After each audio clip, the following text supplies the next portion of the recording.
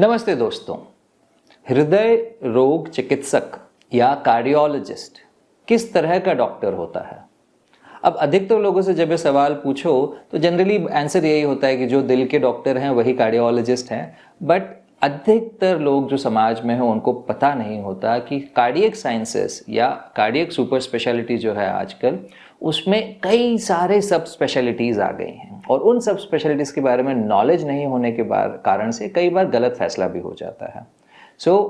जैसे मुझे मिलने कई लोग आते हैं तो पहला सवाल ये पूछते हैं, सर एको तो आप ही करोगे ना? तो मैं उनको नहीं भाई, एको मैं थोड़ी करता हूँ, एको तो एक नॉन इंटरवेंशनल कार्डियोलॉजिस्ट करता है, बट हाँ मैं सुपरवाइज करूँगा, he will do, I will see. So ऐसे ही और कौन कौन सी सब स्पेशलिटीज़ होती हैं, आपको अगर इसके बारे में क्यूरियोसिटी हो तो watch this video fully. At least this is a awareness video because India में there is this gross lack of awareness, लोगों को पता ही नहीं होता। एंड इस चैनल के माध्यम से मेरा रोल यही है कि जनता को और अवेयर बनाया जाए, ज़्यादा से ज़्यादा जानकारी मिले।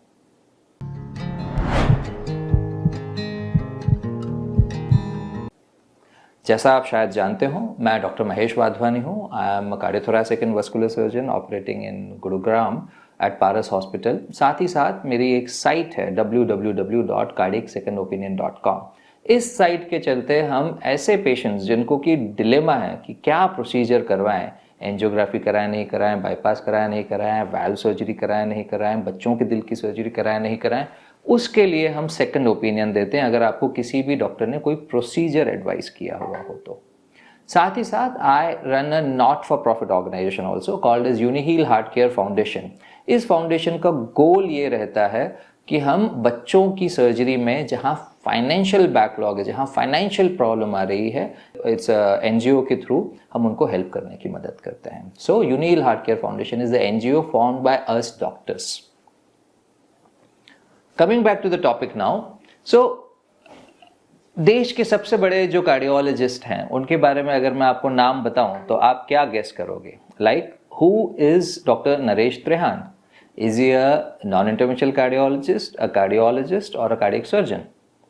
Same way if I ask you who is doctor Devi Shetty, जो कि नारायणा हॉस्पिटल के ओनर हैं, ही इज अ कार्डियोलॉजिस्ट और कार्डियक सर्जन और a non interventional cardiologist. Same way doctor Bhaskar Rao, जो कि किम्स हॉस्पिटल हैदराबाद में, और किम्स का अब काफ़ी बड़ा ग्रुप हो गया वो भी नारायणा की तरह, he is also a cardiac surgeon. So ये तीनों नाम जो हमने बताए, all three of them are cardiac surgeons. And doctor Manjunath जो जयदेवा हॉस्पिटल को हेड करते हैं, he is a interventional cardiologist. So all these are all famous cardiac specialist जो जनता एक कार्डियोलॉजिस्ट के तरीके से ही बुलाती है, बट सबकी स्पेशलिटी अलग अलग है। सो बेसिकली समझाने के लिए आपको, जब कोई भी डॉक्टर एक MBBS करता है, बैचलर्स डिग्री लेता है, तो he is fit to treat everything in the body. So MBBS is a general degree where they are the graduates. Graduation के बाद में आप हर तरह के पेशेंट को आप देख सकते हो, आपकी कोई स्पेशलिटी नहीं है। फिर जब आप MBBS के बाद आगे पढ़ते हो तो one stream goes to the MD मतलब डॉक्टर ऑफ मेडिसिन। ये डिग्री ऐसी है जिसमें कि आप मेनली दवाइयों से ट्रीट कर रहे हो। और दूसरी डिग्री होती है MS is masters of surgery. तो masters of surgery is the skill जहाँ पे सर्जिकल स्किल ज़्यादा काम आता है। तो ये दो अलग अलग स्ट्रीम MBBS के बाद में हो जाती हैं।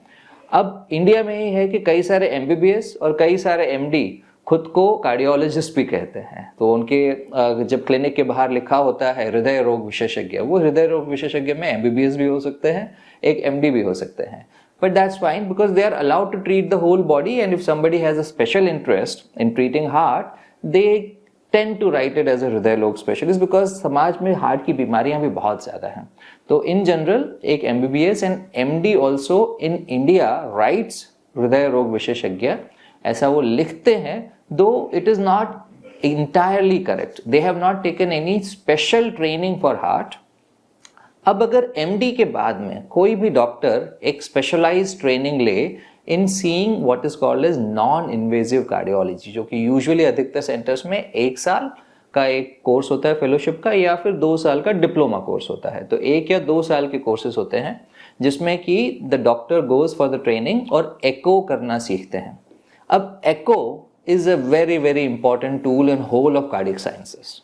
सो एको करना एक नॉन इन्वेजिव कार्डियोलॉजिस्ट भी जानता है, एक इंटरवेंशनल कार्डियोलॉजिस्ट भी जानता है, एक कार्डियक सर्जन भी जानता है। सो इन तीनों को एको की ट्रेनिंग मिलती है। अब पर जो इन प्रैक्टिकल टाइप्स जब समाज में आप देखते हो जो डॉक्टर एको कर रहे हैं, तो typically they are non invasive cardiologist because they are the maximum in number. And echo as a skill है जिसमें कि अगर मशीन आपके पास है तो you like to employ a doctor जो सुबह से शाम तक एको करे ताकि उस मशीन की यूज ज़्यादा अच्छे से एफिशिएंटली हो पाए। So non invasive cardiologist are the doctors जो कि एको टेस्ट करते हैं, ईसीजी टेस्ट करते हैं, ट्रेडमिल टेस्ट करते हैं, स्ट्रेस एकोज करते हैं। ये सारी टेस्टिंग की जो लैब है that is run usually by a non invasive cardiologist and these doctors are having all the privileges to write all the medicines. सब दवाइयाँ वो आपको लिख सकते हैं। They are trained to handle cardiac sciences की वो डिजीजेस जिसमें कि कोई प्रोसीजर की ज़रूरत नहीं पड़ रही है। अब एमडी के बाद में ये तो हुआ एक नॉन इन्वेजिव कार्डियोलॉजिस्ट वाला पिलर। जो दूसरा पिलर है which is the main stream of the cardiology which is otherwise known as interventional cardiology. Interventional cardiologist are the cardiologist जिन्होंने एमडी के बाद में 3 साल की डीएम डिग्री की है। अब डीएम डिग्री का भी full form is doctor of medicine only, but उस डिग्री के बाद में आप एंजियोग्राफी करते हो, कैथ स्टडीज करते हो, स्टेंट डालते हो, एंजियोप्लास्टीज करते हो।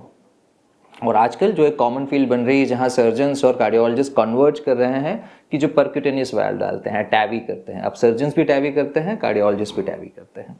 सो इन जनरल जो डीएम के बाद में ऐसे सुपर स्पेशलिस्ट हैं जो कि केवल एडल्ट पेशेंट्स देखते हैं और प्रोसीजर्स करते हैं, उनको आप नॉन इंटरवेंशनल कार्डियोलॉजिस्ट बोलते हो। तो ऐसे कार्डियोलॉजिस्ट ही हैं जो कि अधिकतर इस समय पे most of the cardiology departments head करते हैं in all the government and private hospitals. And cardiologist अगर कोई बोले बिना कुछ भी और ऐड किए तो cardiologist by otherwise usually means interventional cardiologist. दो non invasive cardiologist also calls as cardiologist, मेरे जैसे सर्जन्स भी they call themselves as a cardiologist because आम जनता को डिफरेंशिएशन नहीं होता। सो मेरा पर्पस ये है कि आप जैसे व्यूअर्स को हम बताएं कि क्या क्या साइंसेस होती हैं और किस टाइप के अलग अलग लोग आप हैंडल करते हो या देखते हो। So third speciality which is my speciality also, या जैसे डॉक्टर देवी शेट्टी की स्पेशलिटी है, डॉक्टर त्रेहान की स्पेशलिटी है, डॉक्टर भास्कर राव की स्पेशलिटी है, वी आर कार्डियक सर्जन्स। सो हम लोग वो लोग हैं जो कि छाती में सर्जरी करके, चीरा करके कोई भी प्रोसीजर करते हैं। तो बाईपास सर्जरी, वाल्व की रिपेयर और वाल्व का रिप्लेसमेंट सर्जरी, बच्चों के दिल के होल्स क्लोज करने की सर्जरी, और कोई भी और दिल के पेसमेकर लगाने का है या जितनी भी और सर्जरीज होती हैं वो सर्जन्स करते हैं। तो ऐसी सर्जरीज करने वाले जो डॉक्टर्स हैं वो कहलाए जाते हैं cardiac surgeons and I am one of them. I am proud to be one of them. हम ही सर्जन्स हैं जो कि हार्ट रिप्लेसमेंट भी करते हैं, हार्ट ट्रांसप्लांटेशन भी करते हैं, और हम में से कुछ लोग हैं जो टैवी भी करते हैं।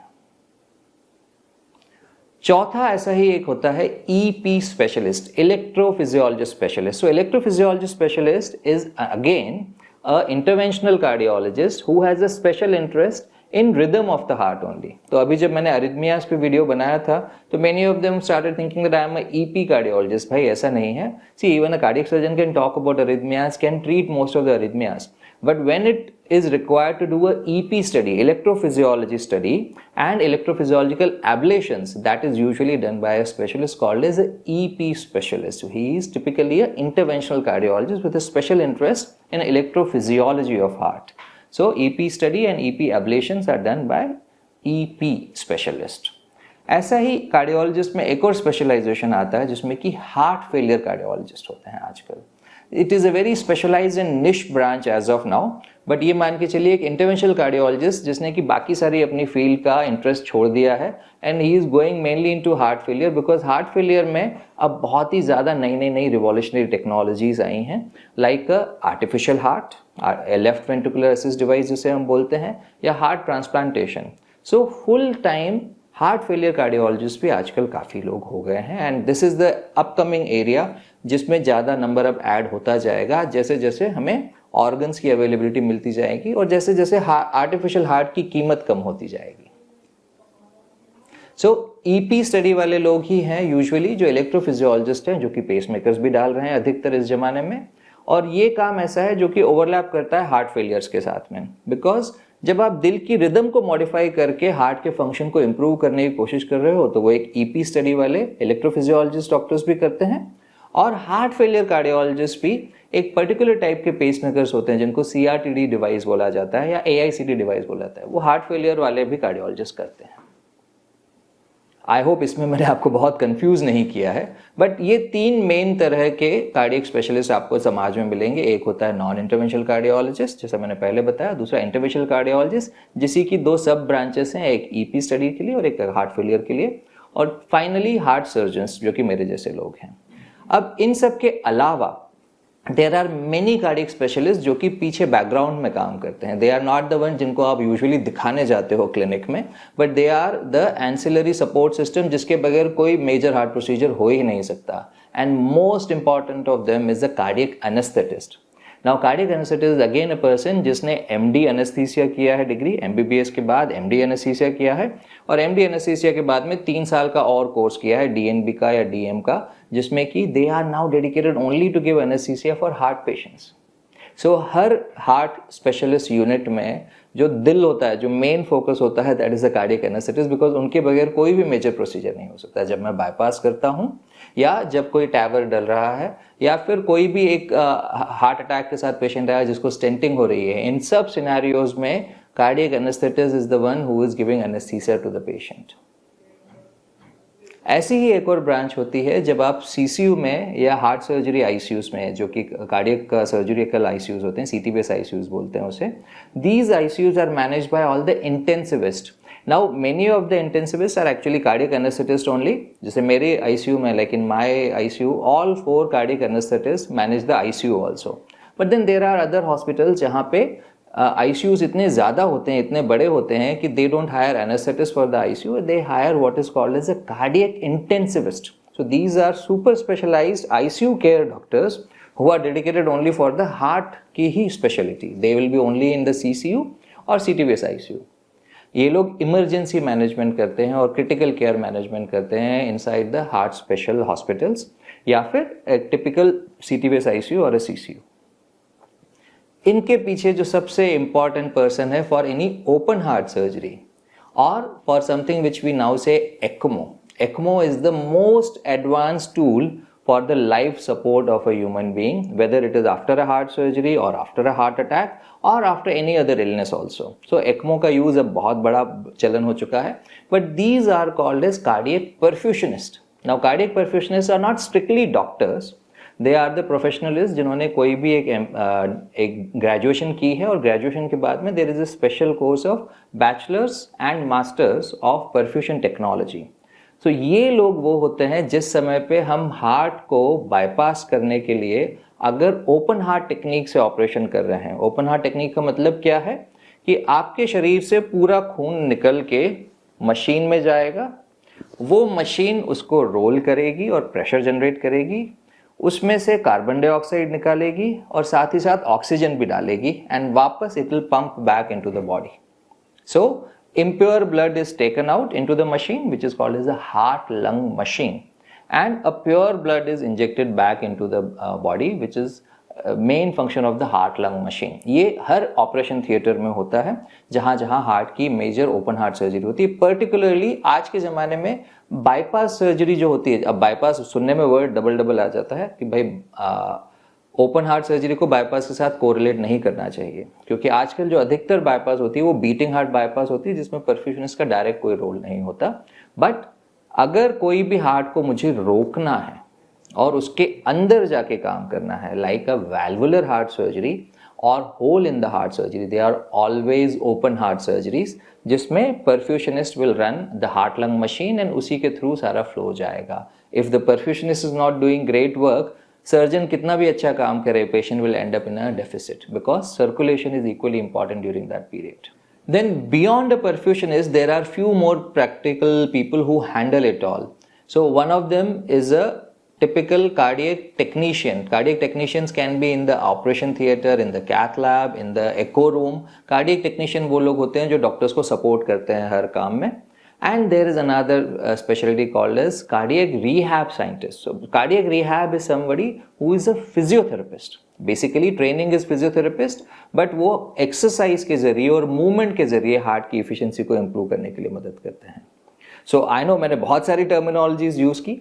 द बेसिक आइडिया इज कि अगर आप आम जनता से, समाज से पूछो, तो from non intervention cardiologist to a cardiac rehab scientist, everybody is a cardiologist, and now you should know to differentiate your cardiologist. I hope this video helped and made you understand the science better. Thank you.